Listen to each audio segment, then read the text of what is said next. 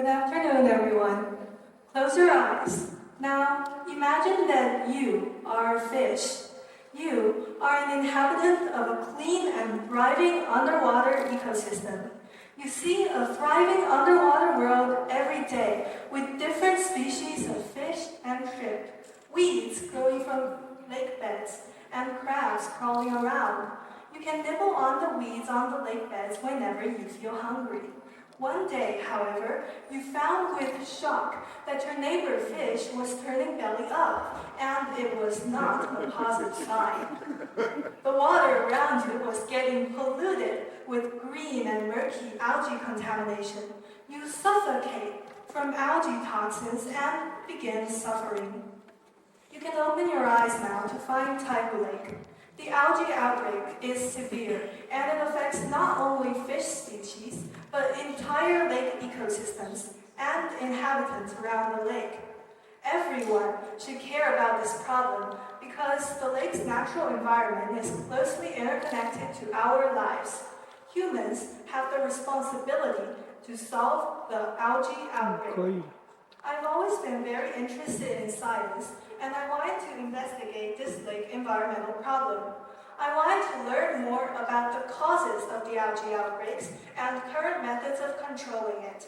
I did research online and visited the School of Life Sciences in Huzhou University last summer to learn more about water quality inspection and algae ecology research. I learned that there are a lot of factors that increase the amount of algae in lakes, including sunlight, hot summer temperatures caused by global warming, and a process called eutrophication, which means that the lake water is filled with excess elements, phosphorus and nitrogen.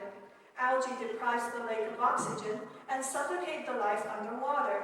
Certain species of algae in Taihu Lake also emit toxins, which are both harmful to the fish and ecosystems, as well as humans who eat the fish. The lake pollution is mainly caused by eutrophication. These chemicals become sources of nutrients for algae, and they cause the algae population to dramatically increase in quantity. The source of the chemicals come from fertilizers used by farmers to grow crops, and by sewage from the surrounding chemical plants. Because we are part of the cause, we have the responsibility to solve this issue. This problem persists because it is hard to maintain a permanent fix. Algae outbreaks come back every summer to Taihu Lake. Researchers have created lots of different ways to temporarily control the algae population, but there is not yet an effective way to solve the problem from its root cause. In order to solve the problem, researchers noted in the Journal of Lake Sciences that they have developed some physical and chemical approaches to solve the problem, and including using ultrasound, physical isolation, chemical methods, algae salvation, pressure, and more. The ultrasound and pressure methods are similar because they both damage the pseudo-vacuoles in algae, or the part that keeps the algae floating. These methods cause the algae to die and sink to the lake floor. However, there are certain drawbacks. These methods also facilitate the speed of emission of toxins. The decomposition of dead algae also consumes the oxygen in the water. I was able to witness the process of algae salvation. The algae salvation boats in the lake where I was researching collected algae-contaminated lake water and used machines to purify the lake water before returning them back into the lake. A second physical method that researchers used is called isolation. Isolation bars are placed in the lake to prevent the algae from affecting the residents near the lake. Hydrogen peroxide is a chemical that can oxidize the toxins and kill the algae cells, and it leaves almost no trace in the environment after being used. However, if the amount of it isn't controlled, it would cause harm to the human body. It is really hard to solve the problem from its root cause. To do so, the government needs to enact regulations on industry. Scientists would also need to research and experiment until they find an effective method to reduce the amount of nitrogen and phosphorus in the lake. As citizens who enjoy Taihu Lake, we have the responsibility to help solve this issue.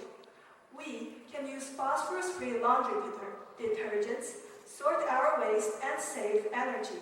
While all of these suggestions are beneficial to the environment in general, they also help solve the algae outbreak. Now, I want you to close your eyes one more time. Imagine that you are that same fish again.